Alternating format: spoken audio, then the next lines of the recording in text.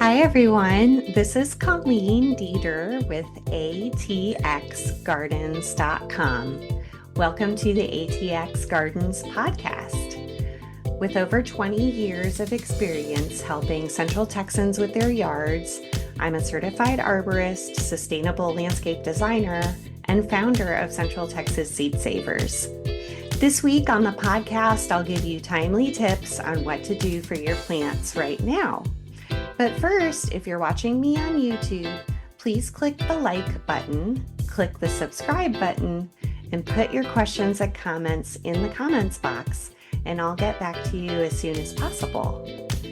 You can also follow me on Instagram at atxgardens_. That's with the low hyphen at the end, atxgardens_. And finally, for more information on today's topics, hang around till the end of the show and I'll share some resources with you so you can follow up with more information.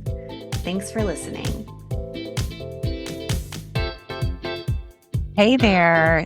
Thank you for joining me today for episode 2 of my new podcast, which airs on October 2nd, 2025.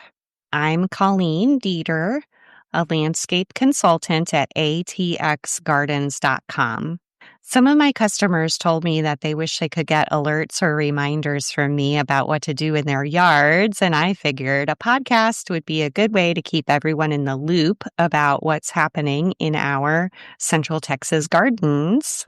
And today's episode is all about what to do in your garden in the first half of October.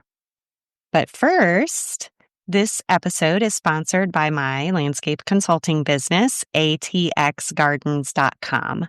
I help my customers by alleviating their anxieties about their yards.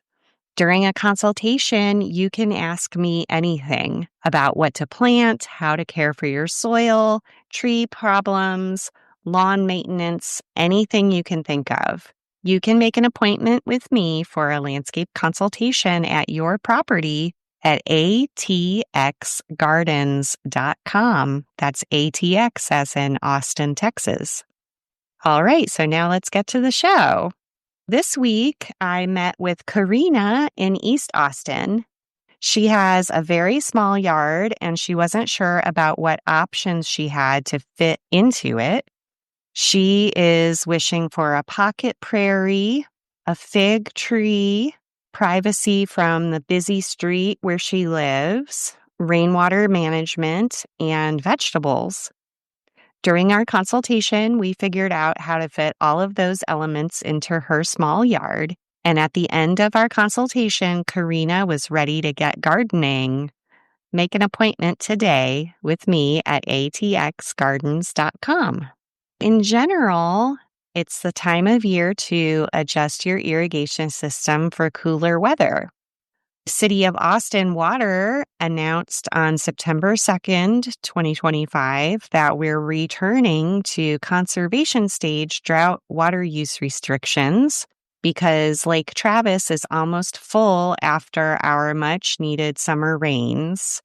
And so that's really good news for gardeners. So go check out your watering day, find out what the schedule is for your place on their website, and the link to that watering day schedule is in the show notes. Do not trim your trees, shrubs, or perennials now. Trimming anything at this time of the year stimulates new growth, and we need the plants to stop actively growing so that they can get ready for winter. Plus, most of your perennials are getting ready to bloom, so if you trim them now, you'll be removing flower buds and then they won't flower. Do not feed your plants with fertilizers after October 1st. Fertilizers are going to stimulate new growth, and at this time of year, we want the plants to slow down and not be actively growing. A little compost, seaweed, or other soil amendments are great to use anytime, but don't use fertilizers now. So how do you know the difference between a fertilizer and a soil amendment? Okay. It's kind of hard. There's a lot of gray area, but in general, if the package has three numbers on the front showing nitrogen, phosphorus, and potassium amounts, that's a true fertilizer rather than a soil amendment. So, seaweed is an example of what I would consider to be a supplement or a soil amendment rather than a fertilizer. And it's particularly good to have on hand going into winter when the weather fluctuates wildly and that can stress plants. Now, seaweed does have three numbers on the front of the bottle, but two of them are zeros, and the only number on there is the number 1 for potassium. It's the last number. And that's very, very low amount of potassium. So it's not really feeding the plants in an aggressive way. So seaweed is okay to use. I consider it to be more of a supplement or a soil amendment rather than a fertilizer, even though it's an exception to the sort of general rule that if it has three numbers on the front of the package, it's going to be a fertilizer. So look for products that are soil amendments or supplements rather than fertilizers. And like I said, the seaweed is really good for going into the winter months. And I have an Amazon affiliate link for Mexicrop seaweed in the show notes, and it's also available in the store on my website. And like I mentioned in the last episode, fall is a very good time for soil testing. So think about that. If you've never had your soil tested before, it can be a fun science experiment. It's a good way to get to know your home a little bit better. And you can send a sample along to the Texas A&M University Soil Lab or the Texas Plant and Soil Lab that's down in the Rio Grande Valley, or any soil lab in the US, really, that you choose from. And they'll have instructions about how to take the sample on their site, or you can even call them up and talk to someone who can help explain the sort of complicated process about how to do it.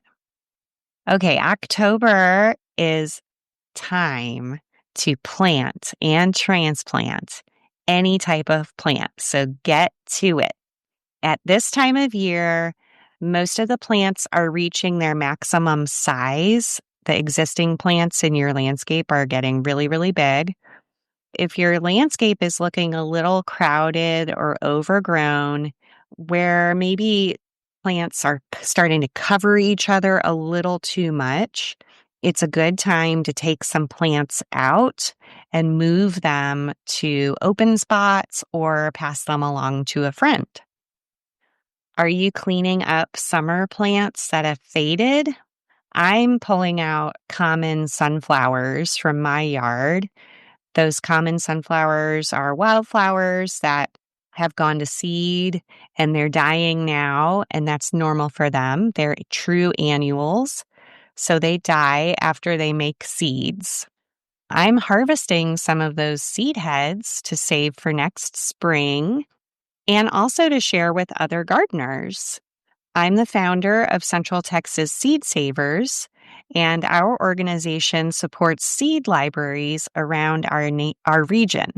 We are seriously short on seeds right now, and I need you to bring us seeds. And you can bring seeds to any Austin Public Library branch. Bastrop Library is also looking for seeds right now.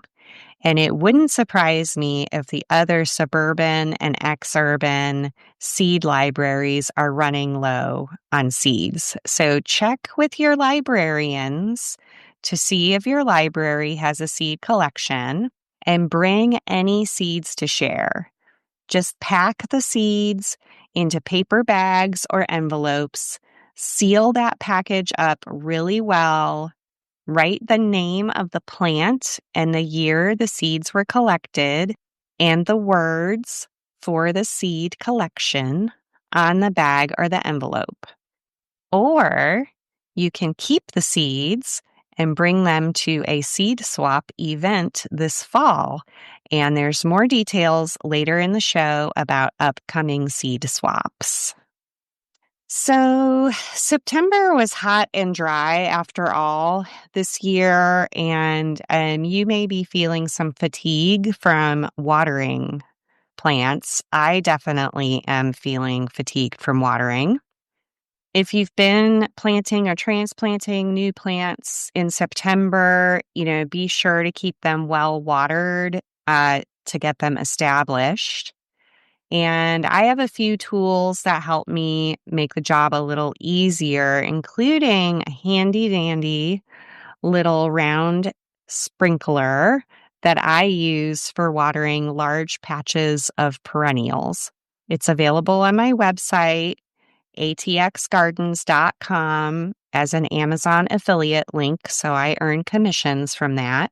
It's in the store there at atxgardens.com, and there's also a link to it in the show notes. It's just a little round yellow sprinkler, super simple, inexpensive, durable, easy to use, great for watering perennials when you're trying to get them newly established. And thanks to my friend Leah for recommending that little round sprinkler to me. So now I'm going to talk about woody plants a little bit. Lately, I've been digging out sapling trees in my yard and transplanting them and giving them to friends and donating them to tree folks. And they have very deep roots, and that makes it really hard to dig them out. And so I use a tool called the Root Slayer for digging out small trees, and it works great. Again, see the show notes for my Amazon affiliate link, or you can find that linked at atxgardens.com.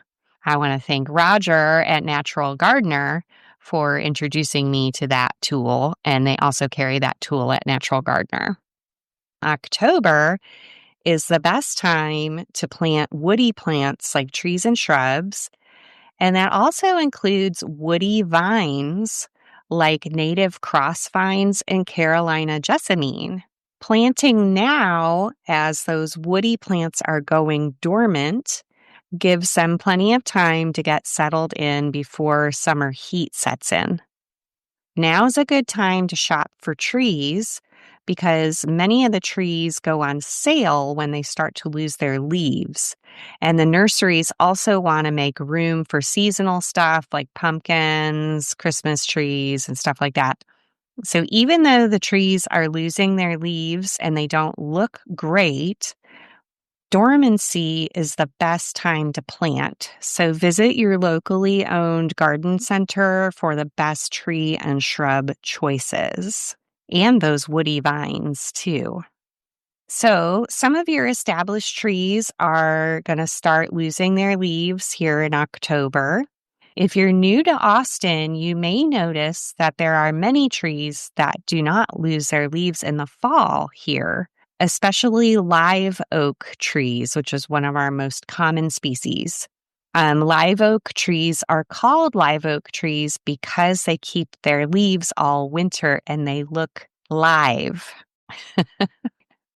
Keep as many leaves as you can on your property and use them as mulch in your planting beds, in your vegetable garden. It's free mulch and it's the best mulch. Chopping them up with a leaf vacuum or a lawnmower makes them even better for your plants, and then they don't blow around.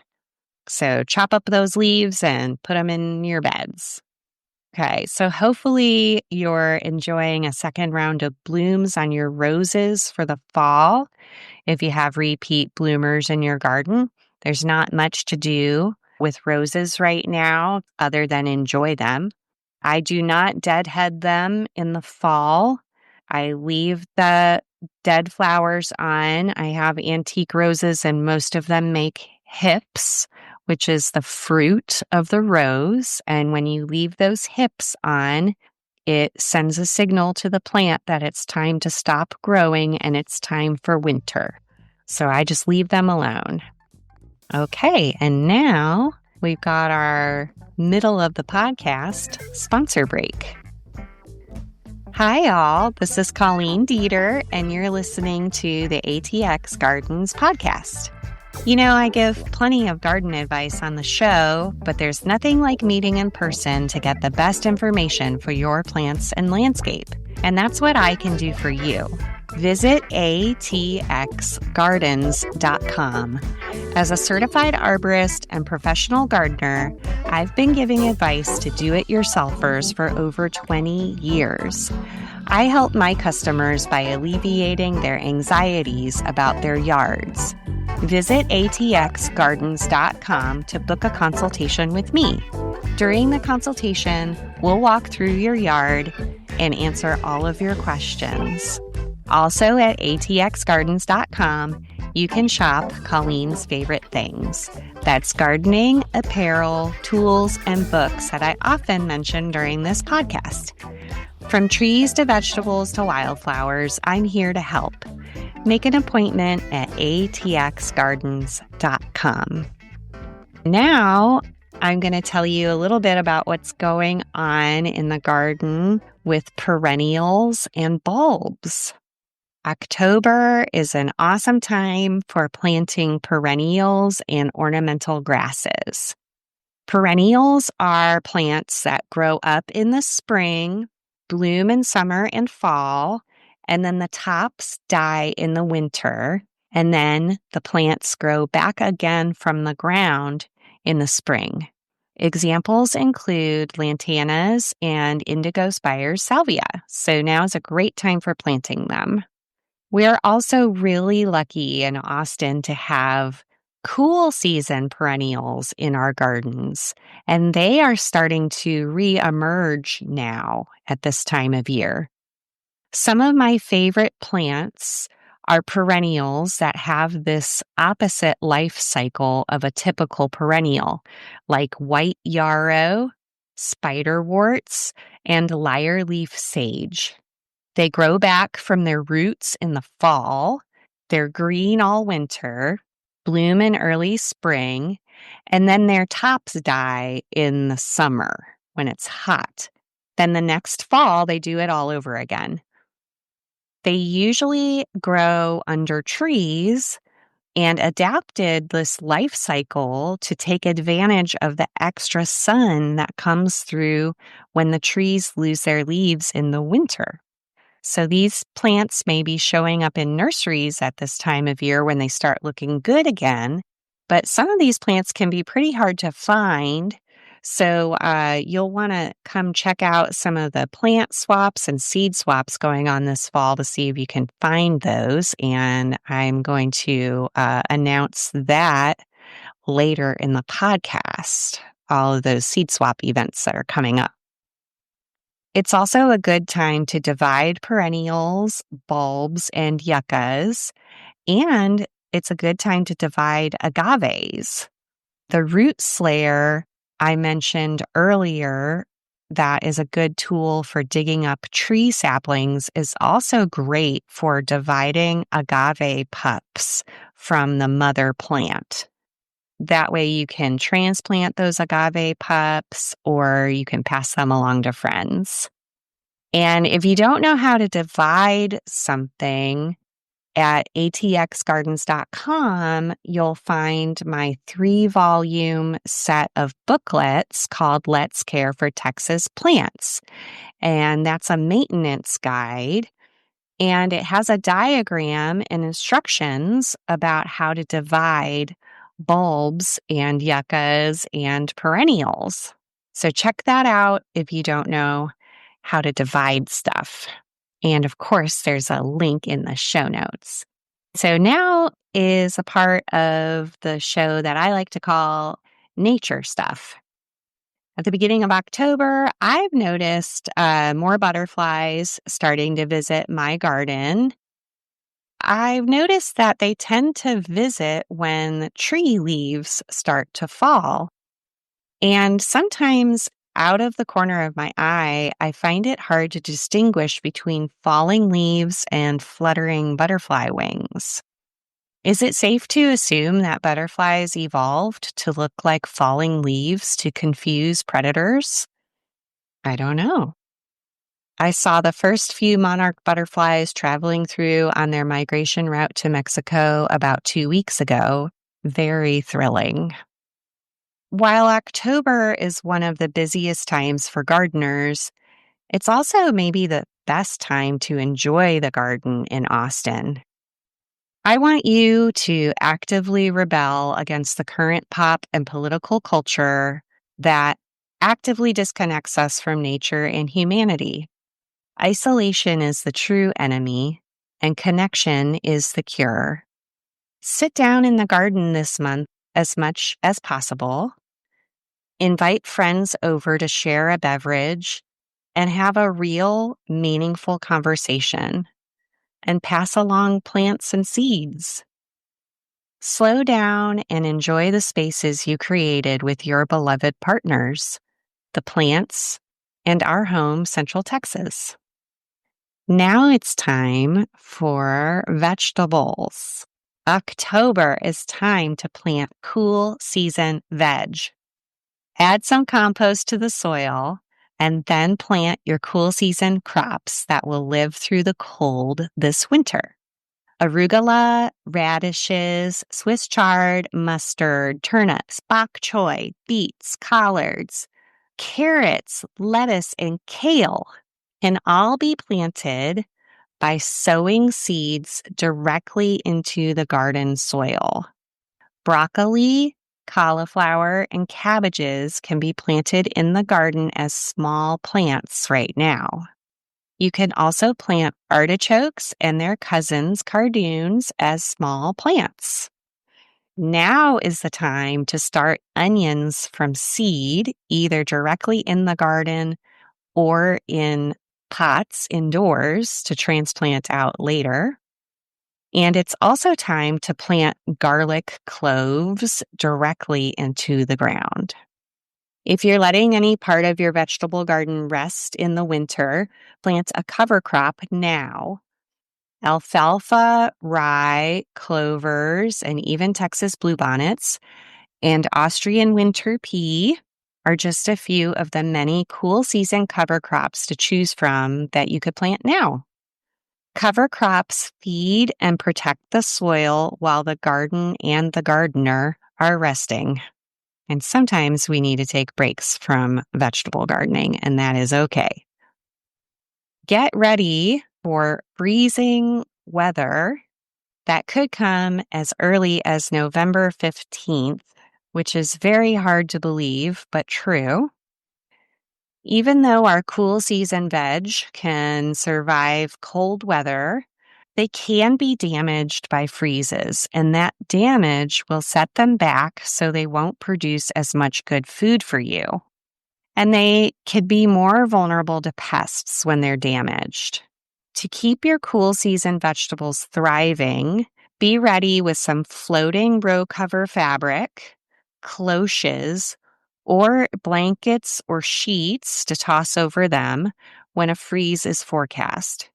My friend Kristen from Small Town Farm, who's also a Central Texas Seed Savers volunteer, gave me a great tip about protecting small plants from freezes by turning a mason jar upside down on top of them to act as a tiny cloche or a mini greenhouse.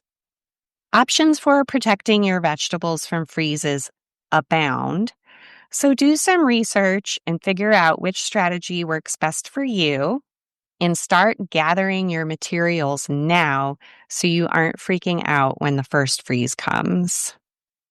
Okay, now on to herbs. What's going on with herbs?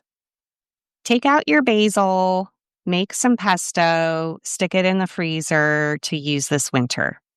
Okay, all the warm season annual herbs should be removed around this time of year to make room for your cool season annual herbs. Does your basil have seeds in the dead flower heads? Bring them to the library. Basil's a great one to share. Plant seeds right now directly into the garden for cool season annual herbs like cilantro, parsley, dill, calendula, and fennel. These are all plants that will only live through this fall and winter, and then they'll go to seed and die when it gets hot next spring.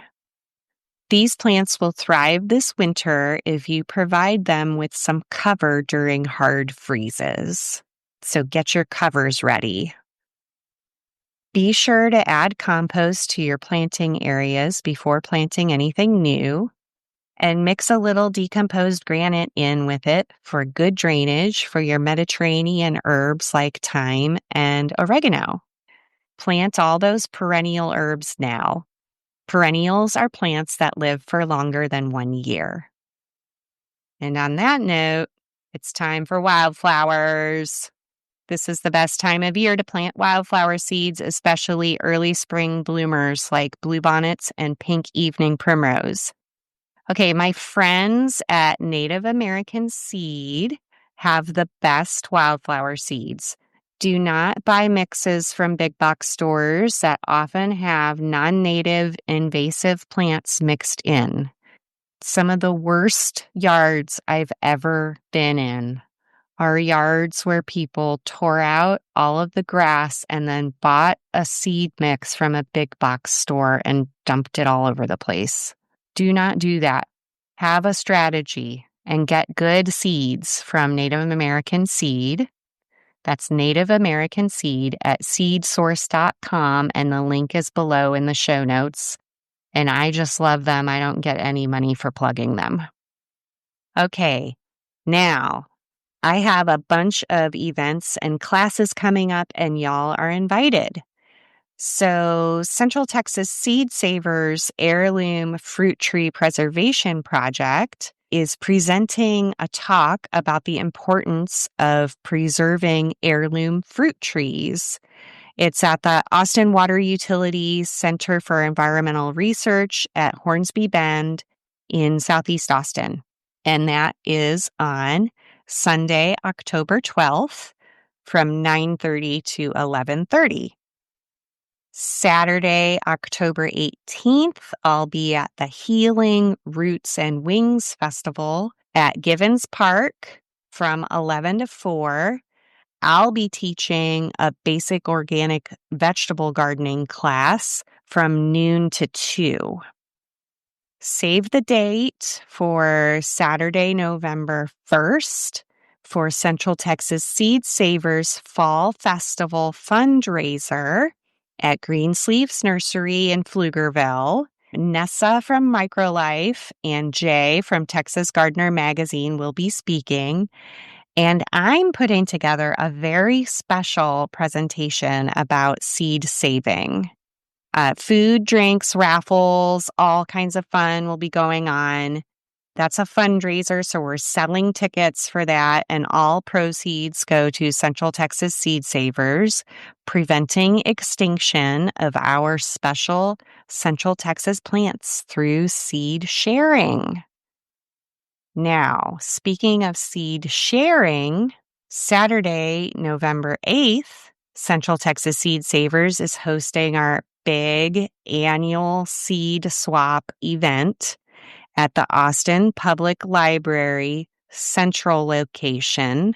So that's downtown on Cesar Chavez at the Austin Public Central Library. It's always tons of fun. I look forward to it every year. This year, we're holding it in the gallery area of the library, which is new, and it will be delightful. Join us between 11 and 1.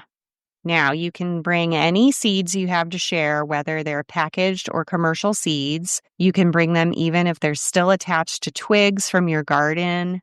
Even if you don't have seeds, you can still come and get seeds. No problem. Vegetables, trees, native plants, herbs, any kind of seed, all are welcome. This event is free and you don't need to register. Just come. Saturday, November 8th at the Central Library downtown from 11 to 1. Also that same day, Saturday, November 8th, My gardening bestie and my co-host for the Horticulturati podcast, Leah Turner, has a landscape that she designed called Pollinator Paradise, and that's included in the Garden Conservancy tour. So please get a ticket and go say hi to Leah. I'll be stopping by to congratulate her and to see that gorgeous garden after the seed swap. Monday, November 17th, I'll be presenting on tree planting at the Williamson County Master Gardeners monthly meeting, and that starts at 6:30. So more information about all of those events will be available on my website at atxgardens.com, so you don't have to worry about writing everything down. You can find it there. All right, thanks so much for joining me for this episode. Please like and subscribe to my show. Please write us a review. Share this episode with a friend if you have a friend who's also plant obsessed. They may enjoy it. Connect with us on Instagram. It's ATX Gardens with an underscore at the end. It's ATX Gardens _ And please check out the show notes and tune in next time. I'm Colleen Dieter with atxgardens.com. Thanks so much for listening. Thank you all so much for listening today. If you found my podcast helpful, please like and subscribe to the ATX Gardens podcast. And please share this podcast with your friends and neighbors. Visit atxgardens.com to book an appointment with me and check out Let's Care for Texas Plants, my native plant maintenance guide. See you next week.